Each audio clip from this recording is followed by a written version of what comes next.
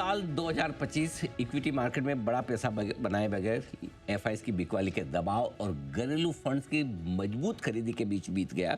सोने चांदी ने चकाचौंध दिखाई, लेकिन बाकी जगह थोड़ा सा माहौल हल्का फुल्का रहा। अब है आपके सामने नया साल 2026। क्या 2026 2025 के मुकाबले में बेहतर साल साबित होगा? क्या अभी भी इस बाजार में लाइफ हाई के आसपास पैसे लगाने के मौके हैं? क्या 2026 में mid cap small cap share में फिर से बहार लौटेगी? किन थीम और किन सेक्टर्स में होगी तेजी? और एक और बात, मौके तो बहुत हैं लेकिन खतरे भी हैं। क्या है तो कहाँ, हमारे अपने या फिर दुनिया भर से? इन सब पर बातचीत करने के लिए नन अदर देन बाजार के जाने माने दिग्गज, म्यूचुअल फंड में महारथी, कोटक म्यूचुअल फंड के एमडी नीलेश शाह साहब हमारे साथ कार्यक्रम में हो रहे हैं शामिल। नीलेश भाई, साल की शुरुआत करना और साल का अंत करना दोनों ही आपके सामने, आपके साथ सबसे मैं बेहतरीन मानता हूं। तो साल के आखिरी दिन आप जुड़ रहे हैं, मुझे उम्मीद है कि अगला साल हमारे लिए बहुत ही बेहतरीन रहेगा। सबसे पहले तो आपको, पूरे परिवार, कोटक की पूरी फैमिली और आपके लाखों निवेशकों को नए साल की बहुत बहुत शुभकामनाएं सर। धन्यवाद अनिल भाई।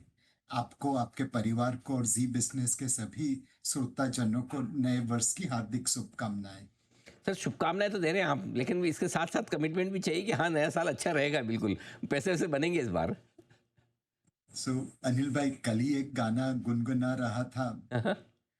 गर्दिश में होता रे, ना घबराना प्यारे, गर तू हिम्मत ना हारे, तो होंगे वारे न्यारे। क्या बात है। 2025 कठिन साल था। स्मॉल और मिड कैप में नुकसान भी हुआ लोगों का। सोने चांदी में भरपूर तेजी भी देखी गई। बट अगर हम अपनी डिसिप्लिन मेंटेन करके रखे, हम्म। असेट अलोकेशन के धर्म का पालन करे, तो 2025 भी कोई बुरा साल नहीं था। राइट। इक्विटी में पैसा नहीं बना, बट सोने चांदी में बन गया। 2026 मेरे हिसाब से वैसा ही चुनौतीपूर्ण साल रहेगा। हम्म। डिसिप्लिन जो रखेगा उसी का पैसा बनेगा। बिल्कुल, और आपने सही पंक्तियों के साथ शुरुआत की। मुश्किल में हो प्यारे न, मुश्किल में हो तारे न घबराना प्यारे। बिल्कुल बिना घबराए अगर डटे रहेंगे और आप एसेट एलोकेशन को ध्यान से रखेंगे तो कहीं न कहीं तो पैसा बन जाएगा। कभी गोल्ड सिल्वर, कभी इक्विटी। तो इस लिहाज से ये माने कि ये साल इक्विटी मार्केट का साल हो सकता है। अनिल भाई, लास्ट ईयर क्या था कि सोने चांदी आसमान पे थे, लार्ज कैप थोड़े जमीन के ऊपर थे और स्मॉल कैप जमीन के अंदर थे। हम्म। इस बार गैप बहुत नैरो हो जाएगा सबके बीच में। इक्विटी मार्केट में जो फंडामेंटल्स है अर्निंग्स ग्रोथ के, वो 6 क्वार्टर के सिंगल डिजिट ग्रोथ के बाद अब डबल डिजिट की तरफ जा रहे हैं। 1.5 साल से वैल्यूएशन भी करेक्ट हो चुका है। एफपीआई की भी भरपूर सेलिंग रही है। तो सारी चीजें मिला के एक बेस बनता है इक्विटी मार्केट में पॉजिटिव रिटर्न आने का। और लार्ज, मिड और स्मॉल तीनों में पॉजिटिव रिटर्न आने की उम्मीद है। और तीनों के रिटर्न्स के अंतर में भी बहुत कम गैप रहना चाहिए। ये अच्छी बात कही कि तीनों में पॉजिटिव रिटर्न की उम्मीद है, और दूसरी बात है कि तीनों में रिटर्न भी लगभग लगभग बराबर के रहे, बहुत ज़्यादा फर्क ना पड़े, इसकी संभावना ज़्यादा है। अब आइए सर, पहले एक बार थोड़े ग्लोबल मार्केट्स में घूम आते हैं, उसके बाद मैं फिर भारत की ज़्यादा चर्चा करूँगा। 2026 के सेकंड हाफ में स्पेशली थोड़ी सी चर्चाएं गर्म हुई कि कभी बबल बन गया तो क्या एआई वाले जो शेयर हैं दुनिया भर में, अमेरिका में स्पेशली, ये फूट भी सकते हैं। हालांकि वापस बढ़ गए, लाइफ हाई बन गया। क्या कोई बड़ा खतरा ग्लोबल मार्केट से देखते हैं आप 2026 में? हाँ अनिल भाई, खतरे तो बहुत है। जियोपॉलिटिकल साइड पे आज भी पता नहीं चल रहा कि क्या हो रहा है। रशिया यूक्रेन युद्ध जारी है। मिडल ईस्ट में भी कुछ न कुछ होता रहता है। अमेरिका भारत की टैरिफ डील भी होगी नहीं होगी पता नहीं। तो जियोपॉलिटिकल इवेंट रिस्क तो आता रहेगा। बट अनिल भाई, दो चीजें जिसमें भारत को थोड़ी लक मिल जाए वो बहुत महत्वपूर्ण होगी। एक, जनरली हमने देखा है जब डॉलर वीक होता है लोग वहां से पैसा निकालते हैं। इस साल डॉलर तकरीबन 12% गिरा, बट लोगों ने अमेरिकन मार्केट में पैसे लगाए, निकाले नहीं। अब आने वाले साल में भी उम्मीद है कि डॉलर थोड़ा वीक होगा। तो क्या इतिहास का पुनरावर्तन होगा? लोग पैसे वहां से निकालना चालू करेंगे। $30 ट्रिलियन निवेश किया है, 10% डॉलर गिरा तो $3 ट्रिलियन का नुकसान हो गया। अगर अमेरिका से डॉलर निकलता है, जाहिर है भारत की मार्केट में आने की उम्मीद बढ़ जाती है। दूसरा, अनिल भाई, हमारे लिए चाइनीज मार्केट है। पिछले 2 साल में चाइनीज मार्केट ने अच्छा किया। लोगों ने भारत से पैसे निकाल के चाइना में निवेश किया। पर चाइनीज मार्केट आज भी वहां पे ट्रेड कर रही है जहां पे वो 17 साल पहले थी। इन 17 सालों में 5 बार चाइनीज मार्केट उठी और फिर नीचे गिर गई। अब छठी बार क्या होता है? अगर वो ऊपर जाती रहती है तो ऑब्वियसली लोग पैसा चाइना में लगाएंगे। बट वहां पे इतिहास का पुनरावर्तन हो, मार्केट करेक्ट हो, तो वो पैसा भारत में आ सकता है।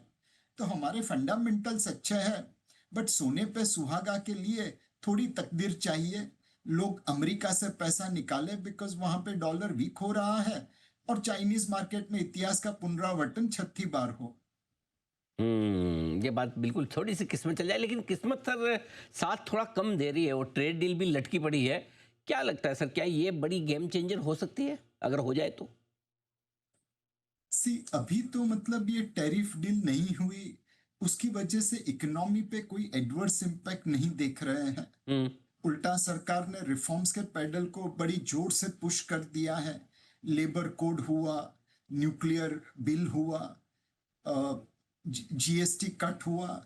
एक के बाद एक सरकार धड़ल्ले से रिफॉर्म्स को पुश कर रही है, इस उम्मीद में कि इकोनॉमी की ग्रोथ की रफ्तार बनी रहे। अब अगले साल अगर अमेरिका टैरिफ डील कुछ करता है तो वो अपने लिए और भी लाभदायक सिद्ध होगा। बट अगर नहीं होता है तो अपनी गाड़ी तो ढंग से ही चल रही है। बिल्कुल ठीक बात है, अपनी गाड़ी फर्स्ट क्लास चल रही है। अब आए सर, एक ही चीज़ जो शायद लोकल फैक्टर में बची, आपने बताया भी इकोनॉमी किस तरह से हमारी मजबूत है, सब कुछ 2025 में वो सारे काम हुए हैं, रेट कट, जीएसटी कट और ये सारे जितने भी अपने कट हैं सब मिल गए हैं, इनकम टैक्स कट। लेकिन कंपनियों की कमाई पूरी तरह से लौटनी बाकी है। क्या लग रहा है सर, क्या थोड़े अच्छे नतीजे देखने को मिलेंगे? इसका सिलसिला इसी तिमाही से, अगली तिमाही से शुरू होगा, और उसके साथ ही फिर बाजार के वैल्यूएशंस आप कैसे देखते हैं? सस्ते, सो अनिल महंगे, भाई, रीजनेबल? जी जी सर, मैंने। हाँ, सो अनिल भाई, 6 क्वार्टर से अर्निंग्स ग्रोथ सिंगल डिजिट में रहा बिकॉज आगे का बेस बड़ा बन गया था। जब आपका बेस बड़ा बन हो जाता है तो उसके ऊपर ग्रोथ लाने के लिए एक कंसोलिडेशन फेज आना जरूरी है। दूसरा, बैंकिंग क्षेत्र में थोड़ी profitability below expectation I because ब्याज के दरों में कटौती हुई, तो डिपॉजिट रेट धीरे से एडजस्ट हुए, लोन रेट पहले एडजस्ट हो गए। अब आने वाले साल में ऐसा लगता है कि तीनों इंजन जो है ग्रोथ के, कंजम्पशन, इन्वेस्टमेंट और गवर्नमेंट कैपेक्स, ये तीनों जोर से चलेंगे, और इस वजह से अर्निंग्स ग्रोथ वापस डबल डिजिट की तरफ इख्तियार हो जाएगी। अब वैल्यूएशन वाइज अगर देखें तो 1.5 साल से हमारी मार्केट ने लोगों को अंडर परफॉर्म किया है। तो लार्ज कैप में तकरीबन अपनी हिस्टोरिकल एवरेज के आसपास आ गए हैं। मिड कैप में थोड़ा प्रीमियम पे है, बट मिड कैप का अर्निंग्स ग्रोथ अच्छा है।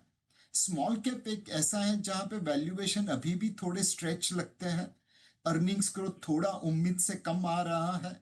तो broadly large and mid cap में मैं कहूंगा कि मार्केट वैल्यूएशन फेयर है, सस्ते नहीं है। स्मॉल कैप में थोड़ा महंगा लगता है।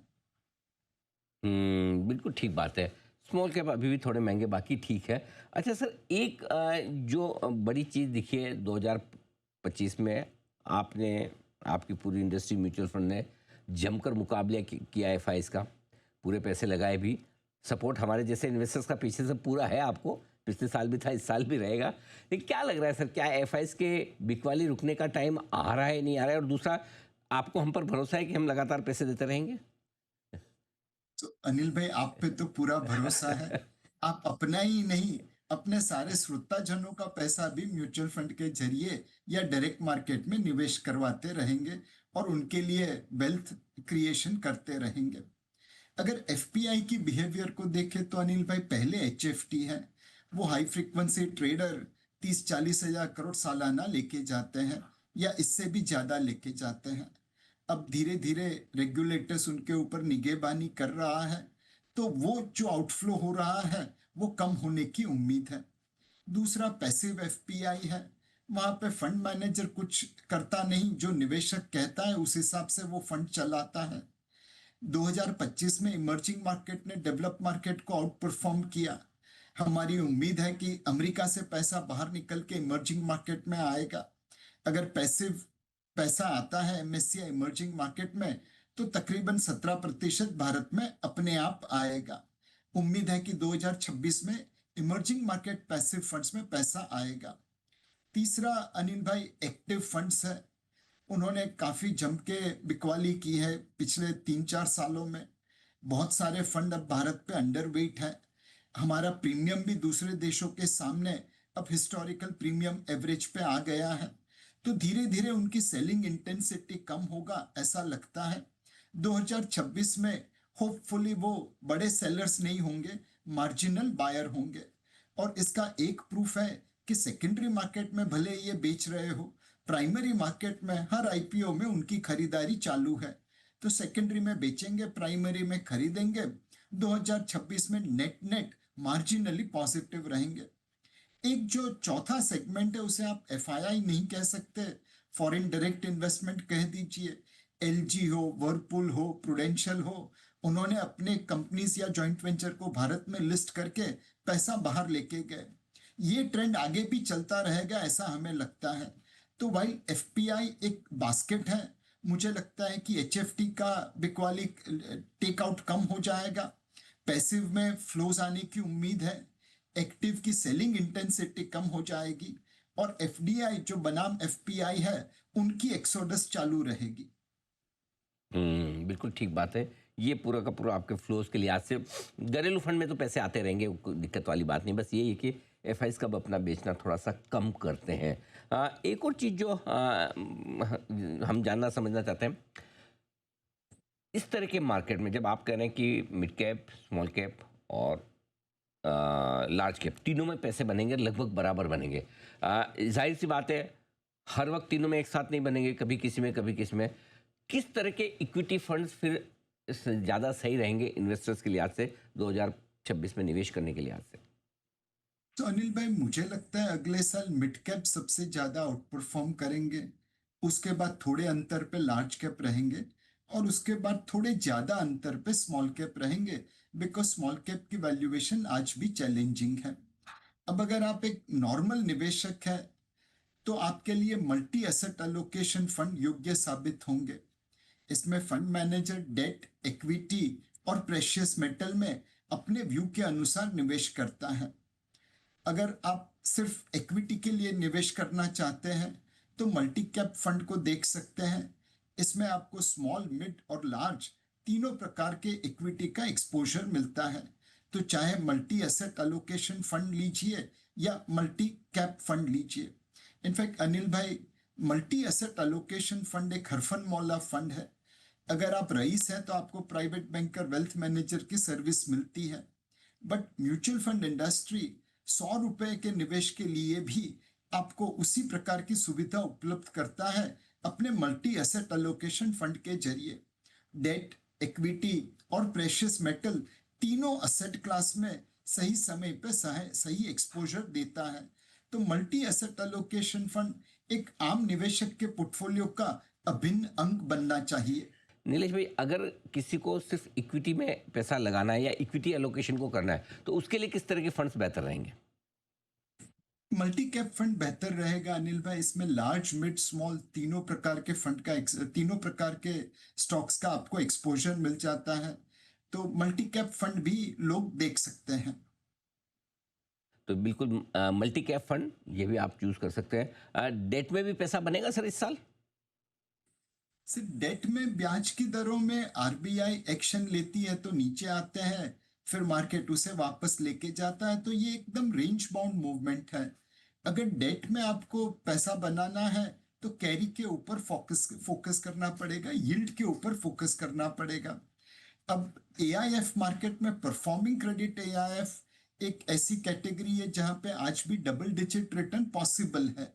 ऑब्वियसली कोई गारंटेड रिटर्न नहीं है, but performing credit AIF market जो आज है वहां पे डबल डिजिट रिटर्न पॉसिबल है, बट उसमें दुविधा यही है कि एआईएफ में निवेश करने के लिए आपको 1 करोड़ के ऊपर का निवेश करना पड़ेगा।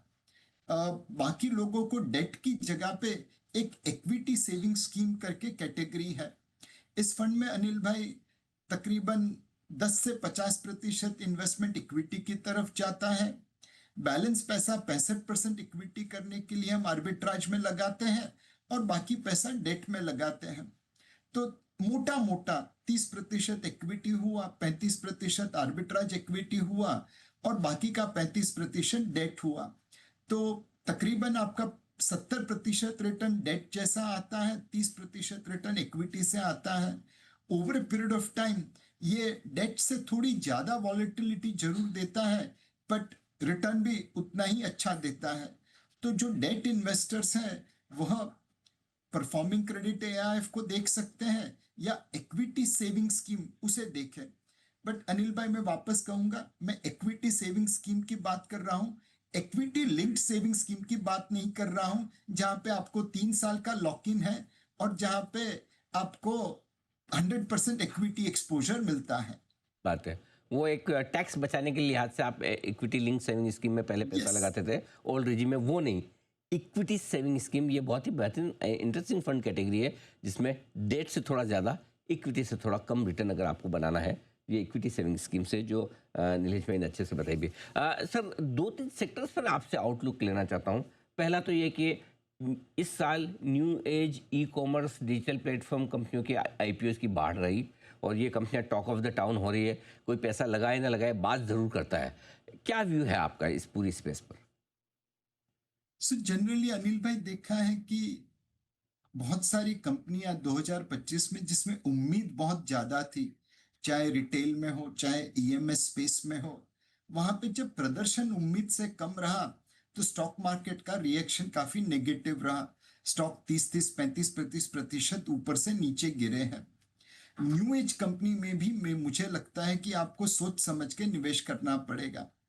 इन सारी कंपनी में उम्मीद पे लोग निवेश कर रहे हैं।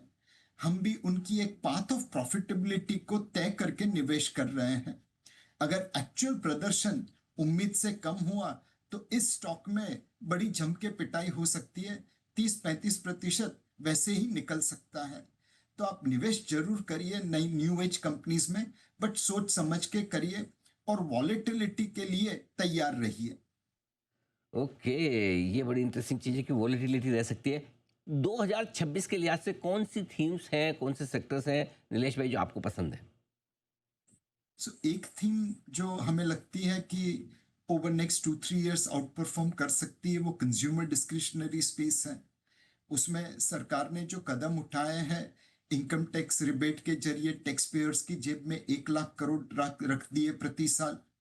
जीएसटी बचत कट से उन्होंने बॉटम ऑफ पिरामिड की जेब में 2 लाख करोड़ रख दिए, टॉप ऑफ द पिरामिड की जेब से 1 लाख करोड़ निकाल लिए। बट उनसे उनकी सेविंग्स पे इम्पैक्ट होगी, कंजम्पशन पे कोई इम्पैक्ट नहीं होगी। ब्याज के दरों में 1.25% कट हुआ है तो ईएमआई बर्डन लोगों का तकरीबन 1,80,000 करोड़ से कम हुआ है। गेमिंग के ऊपर बैन लग गया तो लोगों की जेब में, स्पेक्यूलेटर्स की जेब में 1 आध लाख करोड़ बच जाएगा।